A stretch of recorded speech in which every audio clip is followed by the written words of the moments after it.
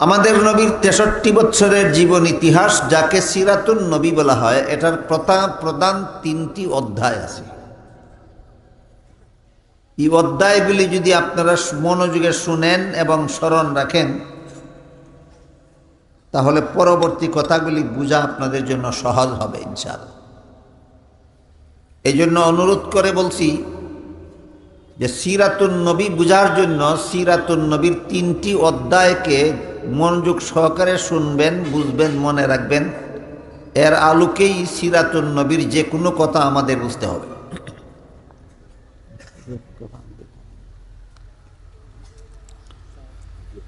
সিরাতুন নবীর প্রধান ৩টি অধ্যায়। প্রথম অধ্যায় হলো জন্ম থেকে নিয়ে ৪০ বছর পর্যন্ত। ৪০ বছর বয়সে নবীর কাছে প্রথম ওহী নাজিল শুরু হয়। ওহী নাজিল শুরু হওয়ার পর থেকে হিজরতের পূর্ব পর্যন্ত ১৩ বৎসরের অধ্যায় হলো দ্বিতীয় অধ্যায়। আর হিজরতের পর থেকে দুনিয়ার থেকে বিদায় হওয়া পর্যন্ত, ওফাত পর্যন্ত ১০ বৎসরের অধ্যায় হলো তৃতীয় অধ্যায়। সিরাতুন নবীর প্রথম অধ্যায়ে ৪০ বৎসর, দ্বিতীয় অধ্যায়ে ১৩ বৎসর, তৃতীয় অধ্যায়ে ১০ বৎসর। দেখুন তো কথাটা বুঝে আসলো কিনা। সিরাতুন নবীর ৬৩ বৎসরের জীবন ইতিহাসের ৩ অধ্যায়ের প্রথম অধ্যায়ে কত বৎসর? ৪০ বৎসর। দ্বিতীয় অধ্যায়ে ১৩ বৎসর, ৪০ আর ১৩ ৫৩, আর তৃতীয় অধ্যায়ে ১০ বৎসর, ৫৩ আর ১০। দেখুন হিসাব মিলল কিনা।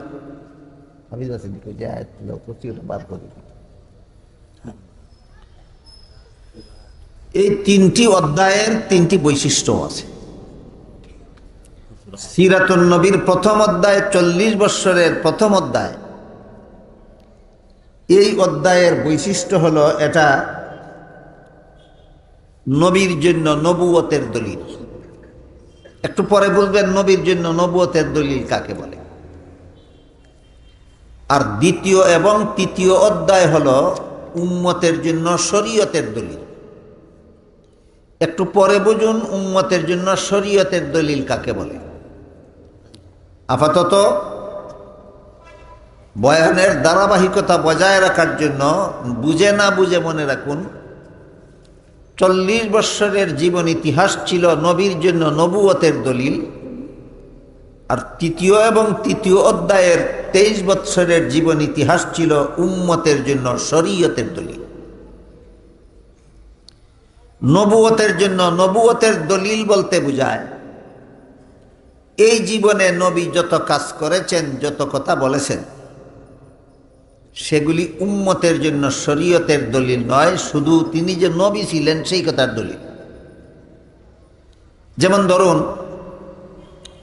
মুহাম্মদুর রাসূলুল্লাহ সাল্লাল্লাহু আলাইহি ওয়াসাল্লাম মা আমেনার গর্ভ থেকে ভূমিষ্ঠ হয়েছিল। আমেনা হলেন রাসূলের গর্ভধারিণী মা, কিন্তু দুধ পান করাইছেন দুধ মা হালিমা। বুঝে থাকলে বলুন তো, গর্ভধারিণী মা আর দুধ মা কি একজন না দুইজন? দুইজন। আমেনা কেন দুধ পান করাইলেন না, হালিমা কেন দুধ পান করাইলেন? সেই প্রশ্নের জবাব অনেক লম্বা, আমি সেদিকে আজকে যাচ্ছি না। হালিমা আমেনার ছেলেকে দুধ পান করাতে পেরেছিলেন, তার নিজেরও একটা শিশু ছেলে, দুগ্ধপুষ্য শিশু ছেলে ছিল। বলুন তো, একজন মেয়ে লোকের যদি দুধ পান করার মতো কোনো সন্তান না থাকে, তাহলে কি সে কি আরেকজনের সন্তানকে দুধ পান করাতে পারে? হালিমার নিজেরও এক দুধ পান করার উপযোগী ছেলে সন্তান ছিল, এজন্য তিনি আমেনার সন্তানকেও দুধ পান করাতে পারছেন। তাহলে হালিমার দুধ পানকারী শিশু কজন? দুইজন। এজন্য মুহাম্মদুর রাসূলুল্লাহ সাল্লাল্লাহু আলাইহি ওয়াসাল্লাম হালিমার এক স্তনের দুধ নিজে পান করতেন, অন্য স্তনের দুধ নিজের দুধ ভাইয়ের জন্য রেখে দিতেন। এত বড় ইনসাফ কুলের শিশু থাকাকালে একমাত্র মুহাম্মাদুর রাসূলুল্লাহ ছাড়া জগতের আর কারো জীবন ইতিহাসে পাওয়া যায় না। কুলের শিশু থাকাকালে এত বড় ইনসাফ একমাত্র মুহাম্মাদুর রাসূলুল্লাহর জীবন ইতিহাস ছাড়া, সিরাতুন নবী ছাড়া দুনিয়ার কোনো মানুষের ইতিহাসে পাবেন না। আমি যে কথাটা আপনাদের বোঝাতে চাচ্ছি সেটা হলো, কুলের শিশু থাকাকালে তিনি এক স্তনের দুধ নিজে পান করতেন আর এক স্তনের দুধ নিজের দুধ ভাইয়ের জন্য রেখে দিতেন। এই কাজটা কি কোনো উম্মতের পক্ষে অনুকরণ করা সম্ভব? সম্ভব নয়। কাজেই নবীর জীবনের এই কাজ উম্মতের জন্য শরীয়তের দলিল নয়। এটা হলো তিনি যে নবী ছিলেন সেই কথার দলিল। এইভাবে সিরাতুন নবীর প্রথম অধ্যায়ের 40 বৎসরে অজস্র ঘটনা ঘটেছে, অসংখ্য ঘটনা ঘটেছে, যে সবগুলি ঘটনা উম্মতের জন্য অনুসরণীয়, অনুকরণীয় নয়। উম্মতে অনুসরণ অনুকরণ করার ক্ষমতাও রাখে না। তাহলে সেগুলি উম্মতের জন্য শরীয়তের দলিল নয়, সেগুলি নবীর জন্য নবুয়তের দলিল। এখনো যদি কারো বুঝার বাকি থাকে নবুয়তের, নবীর জন্য নবুয়তের দলিল কাকে বলে, তাহলে আরো দুই একটা উদাহরণ দিচ্ছি। মুহাম্মাদুর রাসূলুল্লাহ সাল্লাল্লাহু আলাইহি ওয়াসাল্লাম নিজের মায়ের গর্ভ থেকে ভূমিষ্ঠ হওয়ার সাথে সাথেই আল্লাহর শুকরিয়া আদায় করে দোয়া পড়েছেন। বলেন তো এই কাজ কি আর কোনো উম্মতের পক্ষে সম্ভব না? একমাত্র নবীর পক্ষে সম্ভব ছিল। তাহলে ঘটনাটা উম্মতের জন্য শরীয়তের দলিল হলো না নবীর জন্য নবুয়তের দলিল হলো? মুহাম্মাদুর রাসূলুল্লাহ সাল্লাল্লাহু আলাইহি ওয়াসাল্লাম কুলের শিশু থাকাকালেও উলঙ্গ হয়েছেন না। একদিন শিশুকালে, শৈশবকালে, রাসূল শিশু থাকাকালে একদিন তার সতরের কাপড় সরে গেছিল। এই কারণে এমন অস্থির হইয়া চিৎকার দিয়া কান্না শুরু করেছিলেন যে তাড়াহুড়া করে তার সতর ডেকে দেওয়ার পরে তার কান্না থামছিল। এই একদিনের ব্যতিক্রম ঘটনা ছাড়া শিশুকালেও কোনোদিন তিনি উলঙ্গ হয়েছেন না। বলেন তো এই কাজটা কি কোনো উম্মতের পক্ষে সম্ভব না একমাত্র নবীর পক্ষে সম্ভব ছিল? তাহলে ঘটনাটা উম্মতের জন্য শরীয়তের দলিল না নবীর জন্য নবুয়তের দলিল? ঘটনা যদি উম্মতের জন্য শরীয়তের দলিল হইতো তাহলে আপনারা শিশুকালে উলঙ্গ হইলেও গুনাহগার হইতেন, যেহেতু এটা শরীয়তের দলিল। অথচ ইসলামী শরীয়তে কোনো শিশু উলঙ্গ হইলে গুনাহ হয় না। নবী তো শিশুকালে উলঙ্গ হইছেন না, আপনি শিশু হইলে গুনাহ হবে না কেন? কারণ এটা উম্মতের জন্য শরীয়তের দলিল নয়, এটা নবীর জন্য নবুয়তের দলিল। প্রথম অধ্যায়ের বৈশিষ্ট্যটা কি আমি আপনাদেরকে বোঝাতে পারলাম? সিরাতুন নবীর 3টি অধ্যায়ের প্রথম অধ্যায় 40 বৎসরের জীবন ইতিহাস, এর বৈশিষ্ট্য হলো এটা উম্মতের জন্য শরীয়তের দলিল নয়, এটা নবীর জন্য নবুয়তের দলিল। অর্থাৎ এই 40 বৎসরের জিন্দেগিতে নবী যত কথা বলেছেন, যত কাজ করেছেন, একটাও উম্মতের জন্য অনুকরণীয় নয়, বরং এই কাজগুলি ছিল শুধু তাই তিনি যে নবী এই কথার প্রমাণ। তিনি যে নবী এই কথার প্রমাণ। রাসূল করিম সাল্লাল্লাহু আলাইহি ওয়াসাল্লামের শরীর মুবারকে জীবনে কোনোদিন মশামাছি বসেনি, মশামাছি বসেনি। তার শরীরের গাম মুবারকে মেশকে আম্বরের মতো সুগন্ধ হইত। তিনি কোন রাস্তা দিয়ে গেছেন জানতে যদি অসুবিধা হইত, তাহলে যেই রাস্তার বাতাসের মধ্যে মেশকে আম্বরের সুগন্ধ পাওয়া যেত, মানুষে বুঝতে পারত যে এই রাস্তা দিয়ে তিনি গেছেন। তার শরীরের সুগন্ধে রাস্তার বাতাস মুখরিত হইয়া থাকত। বলেন তো এই কাজগুলির অনুকরণ করা কি কোনো উম্মতের পক্ষে সম্ভব? তাহলে ঘটনাগুলি কার জন্য কিসের দলিল? উম্মতের জন্য শরীয়তের দলিল নয়, ঘটনাগুলি নবীর জন্য নবুয়তের দলিল। তিনি যদি মুক্ত আকাশের নিচে থাকতেন, যে কারণে সূর্যের আলো তার গায়ে পড়লে যদি তার কষ্ট হইতো, রোদের কারণে যদি শরীরে কষ্ট হইতো, তাহলে আকাশের মেঘখণ্ড নবীর মাথা মুবারকের উপর ছায়া দিয়ে দাঁড়িয়ে থাকতো যেন সূর্যের আলো তার গায়ে না লাগে। এটা কি কোনো উম্মতের পক্ষে সম্ভব? সম্ভব না হলে একটু দয়া করে বলুন তো, ঘটনাটা কার জন্য, কিসের দলিল? নবীর জন্য, নবুয়তের দলিল। এই কথাটা আমরা মনে রাখি যে সিরাতুন নবীর প্রথম অধ্যায়ের বৈশিষ্ট্য হলো এই 40 বৎসরের জীবন ইতিহাস উম্মতের জন্য শরীয়তের দলিল নয়, 40 বৎসরের জীবন ইতিহাস নবীর জন্য নবুয়তের দলিল। এবার মনে রাখতে পারবেন সিরাতুন নবীর অধ্যায় কটা? 3টা। প্রথম অধ্যায় কত দিনের? 40 দিনের। এই 40 দিনের প্রথম 40 বৎসরের প্রথম অধ্যায়ের বৈশিষ্ট্য কি? নবীর জন্য নবুয়তের দলিল। এখানে একটা প্রশ্ন আসতে পারে যে 40 বৎসরের ভিতরে যত কাজ করেছেন এগুলি যদি উম্মতের জন্য শরীয়তের দলিল না হয়, তাহলে তিনি তো 40 বৎসরের ভিতরেই বিয়েও করেছেন। জীবনের প্রথম বিয়ে করেছিলেন 25 বৎসর বয়সে।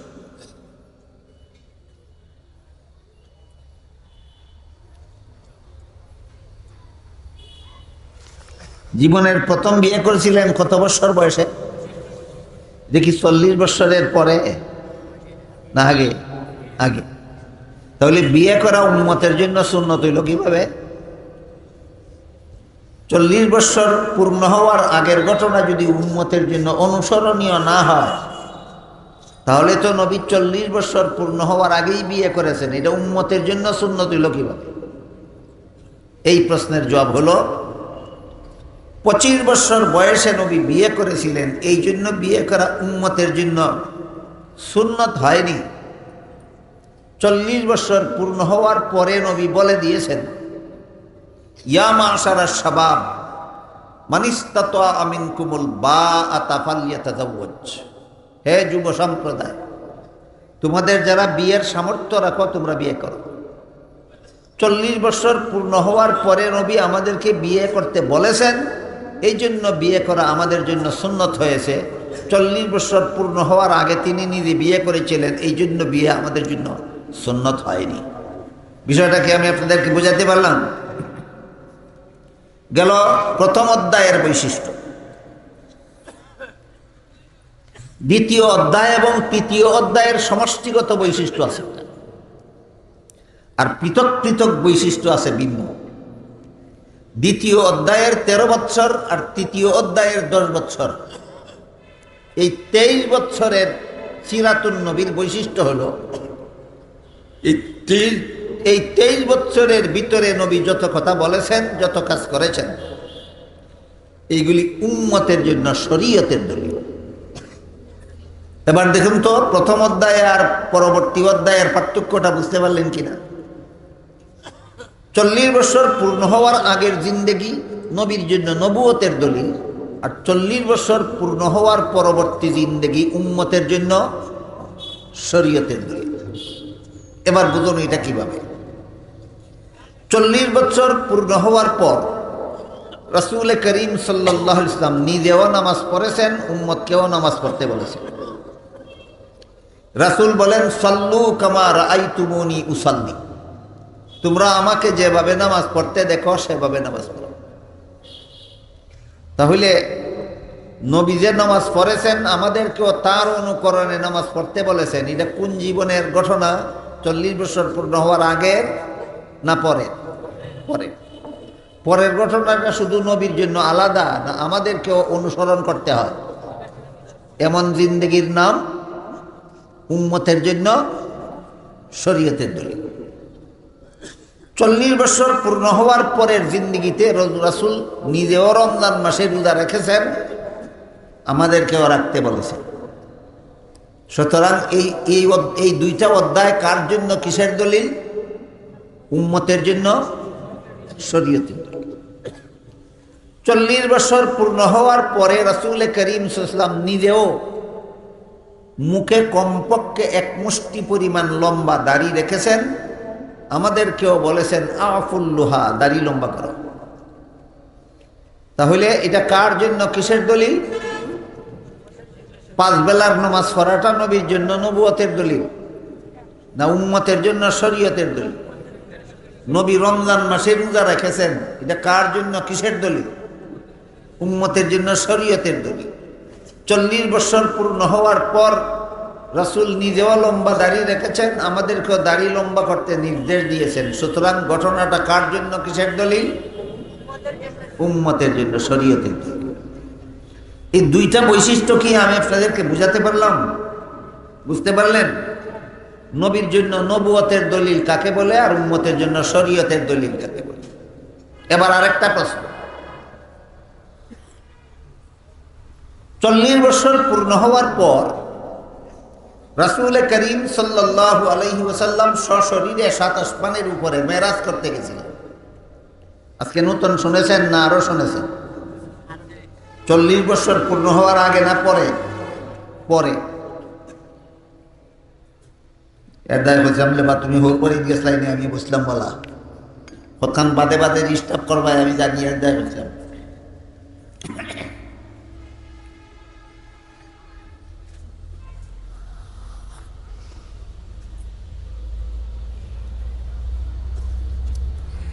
সশরীরে মেরাজে গেছিলেন রাসূল 40 বছর পূর্ণ হওয়ার পরে, না আগে? পরে 7 আসমানের উপরে গেছিলেন, বেহেশত দুজক সচক্ষে দেখেছিলেন, আল্লাহর সাথে সরাসরি কথাবার্তা বলে এসেছিলেন রাতের অতি অল্প সময়ের ভিতরে। যদি 40 বছর পূর্ণ হওয়ার পরের জীবনের ঘটনা যদি উম্মতের জন্য শরীয়তের দলিল হয়, তাহলে উম্মতকেও সশরীরে 7 আসমানের উপরে মেরাজে যাইতে হয় না কেন? প্রশ্ন কি বুঝতে পারলেন? এই প্রশ্নের জবাবে মুফাসসিরিনে কেরাম লিখেছেন, যেমনভাবে প্রথম অধ্যায়ের জীবনের সকল কাজ ঢালাওভাবে নবীর জন্য উম্মতের, নবীর জন্য শরীয়তে, নবীর জন্য নবুয়তের দলিল নয়, ঠিক তেমনিভাবে 40 বছর পূর্ণ হওয়ার পরবর্তী জীবন ইতিহাস ঢালাওভাবে উম্মতের জন্য শরীয়তের দলিল। 40 বছর পূর্ণ হওয়ার আগের জিন্দেগির যে কাজগুলি অলৌকিক, সেইগুলি নবীর জন্য নবুয়তের দলিল। যেইগুলি লৌকিক, এইগুলি নবীর জন্য নবুয়তের দলিল নয়, উম্মতের জন্য শরীয়তের দলিল নয়। আর 40 বছর পূর্ণ হওয়ার পরবর্তী জিন্দেগির যে কাজগুলি নবী নিজেও করেছেন, উম্মতকেও করতে বলেছেন অথবা উৎসাহ দিয়েছেন, সেইগুলি উম্মতের জন্য শরীয়তের দলিল। আর 40 বছর পূর্ণ হওয়ার পরবর্তী জিন্দেগিতে যে কাজগুলি নবী নিজে করেছেন কিন্তু উম্মতকে করতে বলেননি, উম্মতকে করার জন্য উৎসাহ দেননি, উম্মতের করার ক্ষমতাও নাই, সাধ্যও নাই, এইগুলিও প্রথম জিন্দেগির বৈশিষ্ট্যের মতোই, সেইগুলিও নবীর জন্য নবুয়তের দলিল, উম্মতের জন্য শরীয়তের দলিল নয়। গেল 40 বছর আগের জিন্দেগি, 40 বছর পূর্ণ হওয়ার আগের জিন্দেগির একটা বৈশিষ্ট্য, এটা নবীর জন্য নবুয়তের দলিল। আর 40 বছর পূর্ণ হওয়ার পরের জিন্দেগির একটা বৈশিষ্ট্য, এটা হলো উম্মতের জন্য শরীয়তের দলিল। এবার 40 বছর পূর্ণ হওয়ার পরবর্তী জিন্দেগিটা আবার 2 ভাগে বিভক্ত। 13 বছরের মক্কি জিন্দেগি আর 10 বছরের মাদানী জিন্দেগি। ওহী নাজিল শুরু হওয়ার পরে রাসূল মক্কা শরীফে আরো 13 বছর অবস্থান করেছেন। এই 13 বছরের জিন্দেগিকে বলা হয় মক্কি জিন্দেগি। 13 বছর অবস্থান করার পরে সেখান থেকে হিজরত করে মদিনা শরীফ চলে গেছেন, ওইখানে আরো 10 বছর জীবনযাপন করেছেন। মদিনা শরীফে থাকাকালীন 10 বছরের জীবন ইতিহাসকে রাসূলের মাদানী জিন্দেগি বলা হয়। প্রথম অধ্যায়ের নাম কাবলান নবুয়ত, দ্বিতীয় অধ্যায়ের নাম মক্কি জিন্দেগি, তৃতীয় অধ্যায়ের নাম মদনী জিন্দেগি। প্রথম অধ্যায়ের নাম কাবলান নবুয়ত, নবুয়তের দায়িত্ব প্রদানের পূর্ববর্তী জীবন। দ্বিতীয় অধ্যায়ের নাম মক্কি জিন্দেগি, ওহী নাজিল শুরু হওয়ার পর থেকে হিজরতের পূর্ব পর্যন্ত।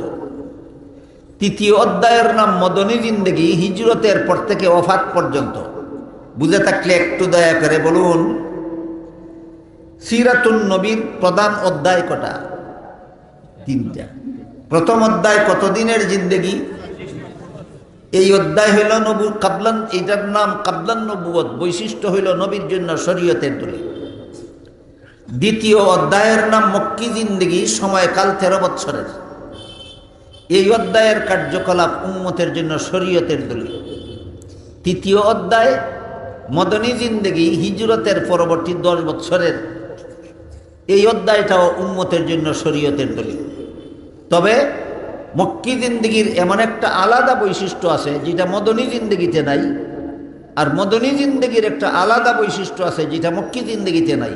এবার আমরা এই 2টা বৈশিষ্ট্য বোঝার চেষ্টা করি।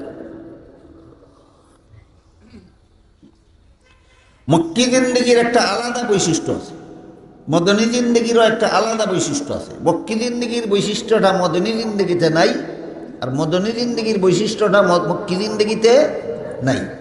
এই পৃথক পৃথক 2টা বৈশিষ্ট্য কি? পৃথক পৃথক 2টা বৈশিষ্ট্য হলো, 13 বৎসরের মক্কি জিন্দেগিতে রাসূল করিম সাল্লাল্লাহু আলাইহি ওয়াসাল্লাম শুধুমাত্র লা ইলাহা ইল্লাল্লাহর দাওয়াত দেওয়ার কারণে গোটা সমাজের সমস্ত মানুষ রাসূলের প্রাণের দুশমনে পরিণত হয়ে গেছে। এমন ভাবে দুশ্মনী শুরু করলো যে দুশ্মনীর বিবরণ দিয়া সারা রাতেও শেষ করার মতো নয়। শুধুমাত্র একদিনের ঘটনা শুনুন। মক্কা থেকে কিছু কয়েক মাইল দূরে তাইফ নামক জনপদে রাসূল গেলেন লা ইলাহা ইল্লাল্লাহর দাওয়াত দিতে।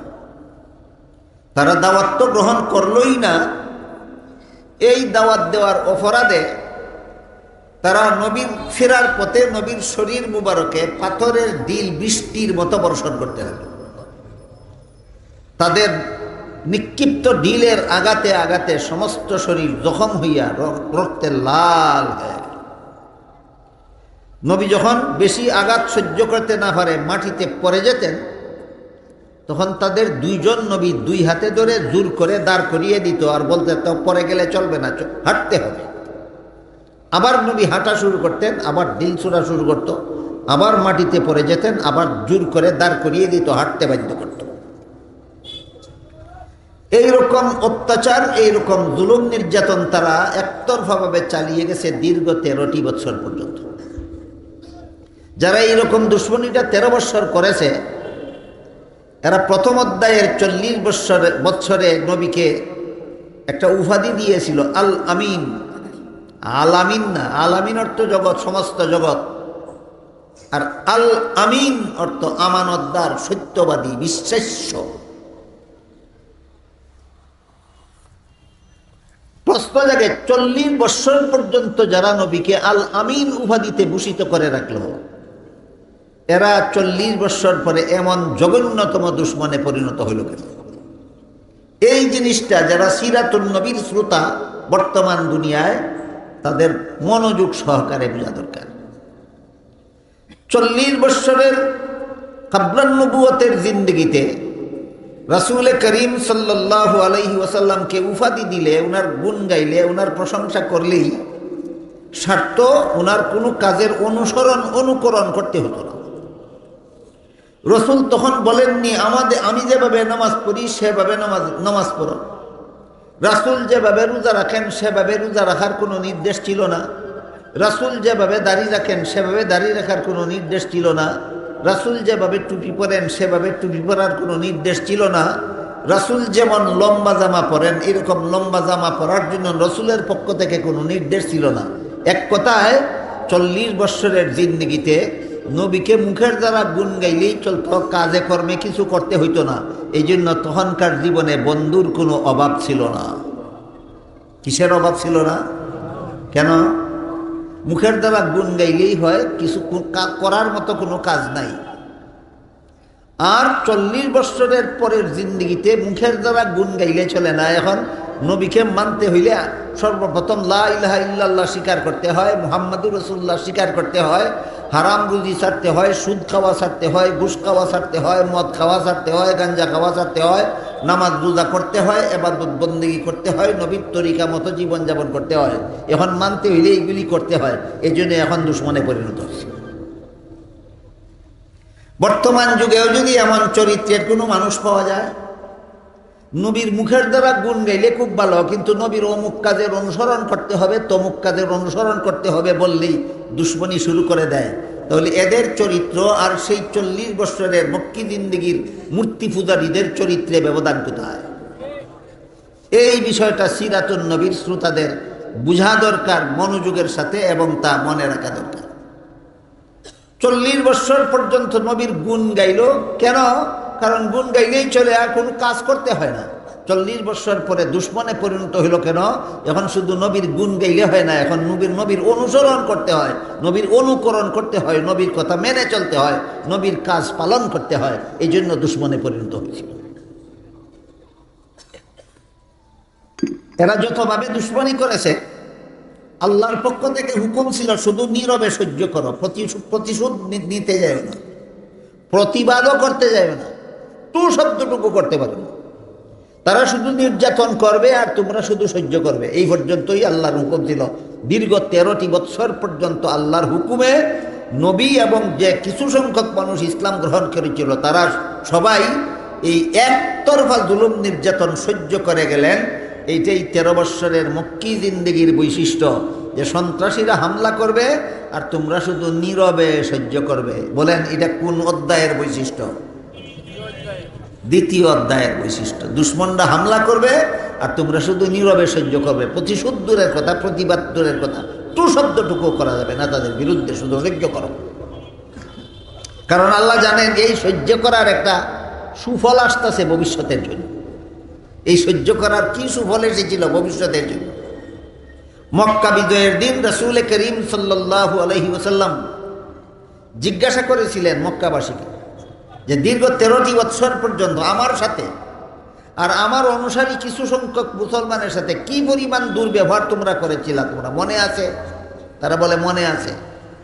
রাসূল জিজ্ঞাসা করলেন, কাজী আজকে তোমরা এর বিনিময়ে কি ব্যবহার আশা করো আমার কাছ থেকে? এরা বলল, যে যেমন ব্যবহার আমরা করেছিলাম তেমন এর প্রতিশোধমূলক ব্যবহার যদি আপনি আজকে করেন তাহলে তো আমরা ধ্বংস হয়ে যাব।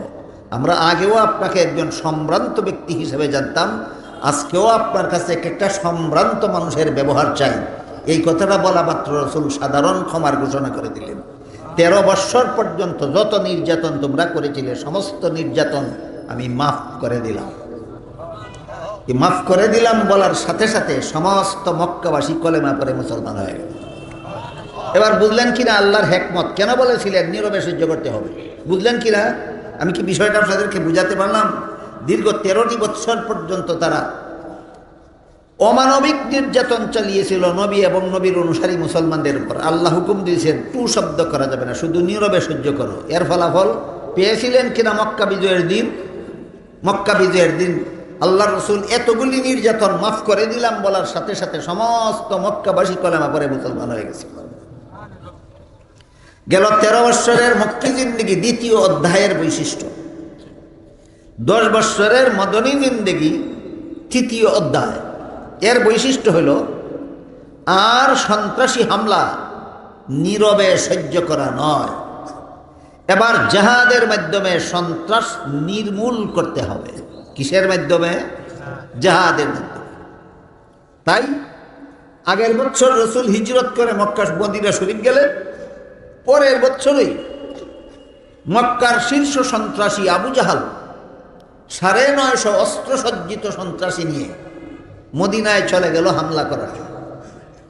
আল্লাহ নবীকে হুকুম দিলেন আর নীরবে সন্ত্রাসী হামলা সহ্য করা নয়, এবার সন্ত্রাসীদের মোকাবেলায় জিহাদের ময়দানে বেরিয়ে পড়ুন। মাত্র 313 জন প্রায় নিরস্ত্র নিরীহ সাহাবায়ে কেরামদেরকে নিয়ে নবী বের হয়ে গেলেন মদিনার থেকে। মদিনার পার্শ্ববর্তী কিছু দূরে এই বদর নামক প্রান্তরে উভয় পক্ষ মুখোমুখি হল। বুঝে থাকতে বলুন তো, আবু জাহালের পক্ষে কতজন? 950। নবীর পক্ষে কতজন? 313। তারা 3 গুণের চেয়েও বেশি, আর তারা অস্ত্রসজ্জিত, আর এরা প্রায় নিরস্ত্র আর নিরীহ, আর সংখ্যায় 3 ভাগের 1 ভাগ। এই অবস্থায় যুদ্ধে অল্প সংখ্যকরা বিজয়ী হওয়ার কথা না বেশি সংখ্যকরাই বিজয়ী হওয়ার কথা? বেশি সংখ্যকরাই বিজয়ী হওয়ার কথা জড়বাদী দৃষ্টিতে। কিন্তু আধ্যাত্মিক দৃষ্টিতে আল্লাহ পাক রব্বুল আলামিন বলেন, কাম মিন ফিআতিন কালিলাতিন গালাবাত ফিআতান কাসীরাতাম বিইজনিল্লাহ। এখানে জড়বাদী বস্তুবাদী বিষয়ের ব্যাপার স্যাপার নয়, এখানে আল্লাহ পাক রব্বুল আলামিনের বিধান পালন করার ব্যাপার স্যাপার।